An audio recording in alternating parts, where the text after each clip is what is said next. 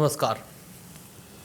3 दिन पूर्व उत्तर प्रदेश के सीतापुर में एक ही परिवार के 6 लोगों की मौत से हड़कंप मच गया था, जिसमें शुरुआती रिपोर्ट के मुताबिक एक युवक ने अपनी मां, पत्नी और बेटियों और एक बेटे की निर्मम हत्या कर दी थी। आरोपी ने अपनी मां की गोली मारकर हत्या की, जबकि पत्नी की हथौड़े से मारकर जान ले ली। उसके बाद खुद ने स्वयं को भी गोली मारकर अपनी जान ले ली। इस सामूहिक हत्याकांड के बाद पूरे क्षेत्र में सनसनी फैल गई थी। आखिर किस तरह अपने कलेजे के टुकड़ों को मौत के घाट उसने उतारा होगा। परिवार संपन्न था, लेकिन लोगों को वजह समझ नहीं आ रही थी कि आखिर ऐसा क्रूर कदम उसने क्यों उठाया। नमस्कार, आदाब, सत श्री अकाल। मैं जुगल गांधी आज फिर एक क्राइम स्टोरी आपके सामने है। यह घटना यूपी के सीतापुर के पालापुर की है, जहां 10 मई को सुबह एक घर में 6 लाशें मिली थी, जिसमें मृतक अनुराग, उसकी पत्नी प्रियंका, उसकी मां सावित्री की पहली मंजिल पर और 2 बेटियों और एक बेटे की लाशें खून से लथपथ नीचे आंगन में पड़ी मिली। शुरुआती जानकारी में सामने आया कि रात में पति पत्नी के बीच विवाद हुआ था। उसके बाद सनकी अनुराग ने अवैध पिस्टल से पहले अपनी मां की गोली मारकर हत्या की, फिर पत्नी पर हथौड़े से वार कर उसकी हत्या कर दी। साथ ही अपनी दोनों बेटियों और बेटे को छत से नीचे फेंक दिया, जिसमें बेटियों ने तो वही दम तोड़ दिया और 4 साल के बेटे अद्विक ने इलाज के दौरान दम तोड़ा। इस घटना के बाद पूरे क्षेत्र में सनसनी फैल गई थी। इस मामले में पुलिस भी मृतक द्वारा इस वारदात को अंजाम देना मान रही थी, लेकिन इस घटना के पीछे रहस्य कुछ और छिपा था। जैसे ही पुलिस के सामने पोस्टमार्टम रिपोर्ट आती है तो पुलिस के भी होश उड़ जाते हैं। दरअसल हत्यारा कोई और ही था, जिसने इस हत्याकांड को अंजाम दिया था।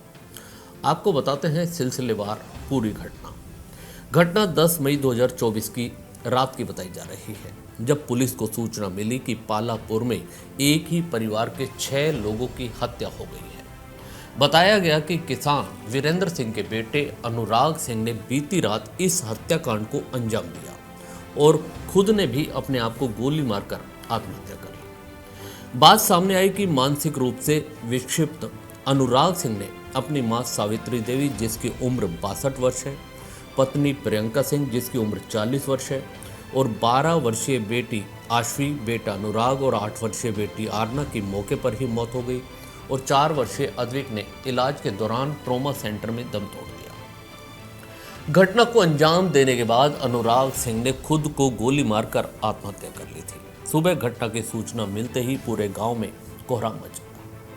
अनुराग के पड़ोसियों के मुताबिक अनुराग के सुसाइड के बाद वे घर के अंदर पहुंचे और पुलिस को इसकी सूचना दी थी।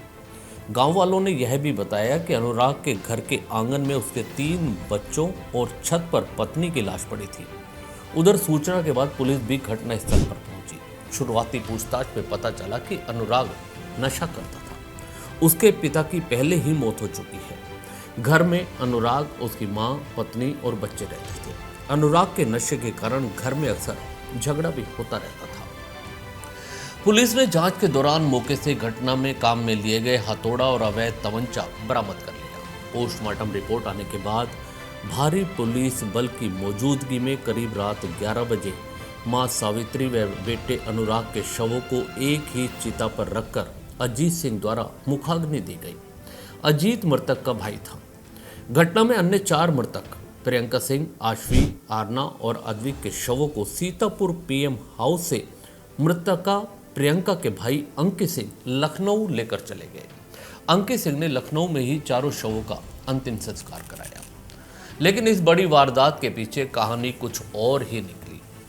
हत्यारा कोई और ही था, जिसने इस पूरे सामूहिक हत्याकांड को अंजाम दिया था।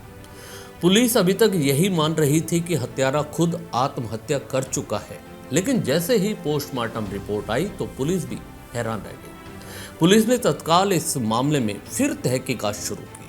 पुलिस के सामने जब मृतक अनुराग की पोस्टमार्टम रिपोर्ट आई तो उसमें एक गोली दाईं कनपट्टी पर लगना बताया, जो गले से चीरती हुई निकल गई थी।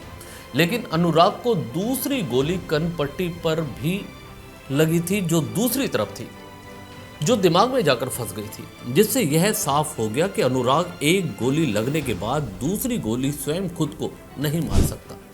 इसके बाद पुलिस ने आसपास से बयान लेना शुरू किया। पालापुर हत्याकांड में मृतक अनुराग के भाई अजीत से क्राइम ब्रांच और पुलिस की टीम ने कई बार अलग अलग पूछताछ की थी। सूत्रों की माने तो अजीत ने पुलिस को गोलमाल जवाब दिए।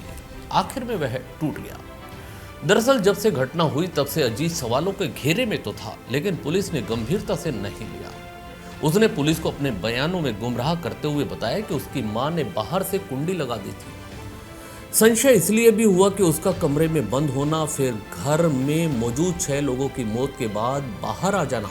इस पर भी जब क्राइम ब्रांच ने अजीत से पूछताछ की तो घटना के समय तुम जाग रहे थे या फिर सो रहे थे? अजीत ने बताया कि वह सो रहा था। इसके बाद टीम ने पूछा कि क्या तुमने गोली चलने की आवाज़ सुनी थी? तो उसने कहा मां ने गोली चलने की आवाज़ सुनी थी। तो उसने कहा कि अनुराग सबको मार रहा है। यह बताकर बाहर से कुंडी बंद कर दी। उसके बाद अजीत ने भी अंदर से कुंडी बंद कर ली। घटना के बाद गांव वाले जब मौके पर पहुंचे तो अजीत घर के बाहर खड़ा हुआ था। इसके बाद पुलिस ने सवाल किया, जब कुंडी बाहर से बंद थी तो तुम बाहर कैसे आए? इस पर भी वह इधर उधर देखने लगा। अंतिम संस्कार होने के बाद स्थानीय पुलिस 5 संदिग्ध लोगों को थाने में उठा ले गई और अनुराग के घर को भी घेरे में ले लिया। शनिवार सुबह 11 बजे एसओजी क्राइम ब्रांच और डॉग स्क्वाड टीमों के साथ ही स्थानीय पुलिस अनुराग के घर पहुंची। पुलिस ने एक एक करके परिवारजनों से फिर पूछताछ शुरू की। पुलिस टीम ने पहले अनुराग के चाचा आरपी सिंह से पूछताछ की। इसके बाद अनुराग के भाई अजीत सिंह और उनकी पत्नी विभा से पूछताछ की। इसके बाद पुलिस दोनों को थाने लेकर चली गई। उधर शनिवार रात में हिरासत में लिए 5 लोगों को तो पुलिस ने छोड़ दिया। अजीत और विभा के हिरासत में लिए जाने के बाद उन्हें दोबारा पुलिस ने फिर थाने बुला लिया। घटना के दिन यानी शुक्रवार सुबह अजीत अपनी पत्नी विभा और बच्चों को अपनी जुगोर लखनऊ स्थित ससुराल छोड़कर पालापुर लौट आया था। अजीत ने घटना के बाद बच्चों को इलाज के लिए ले जाने को अपनी कार देने से भी पड़ोसियों को इनकार कर दिया था। इन सब को लेकर अजीत की भूमिका संदिग्ध मानी जा रही थी। प्रियंका के भाई अंकित सिंह ने अजीत और अज्ञान पर जमीन के लिए हत्या करने के आरोप लगाए थे। क्षेत्राधिकारी दिनेश शुक्ल ने बताया कि पूछताछ के लिए 7 लोगों को थाने पर लाया जा चुका है। अभी इसमें खुलासा होना बाकी है और तस्वीर लगभग वैसे साफ हो चुकी है। इस क्राइम स्टोरी में इतना ही।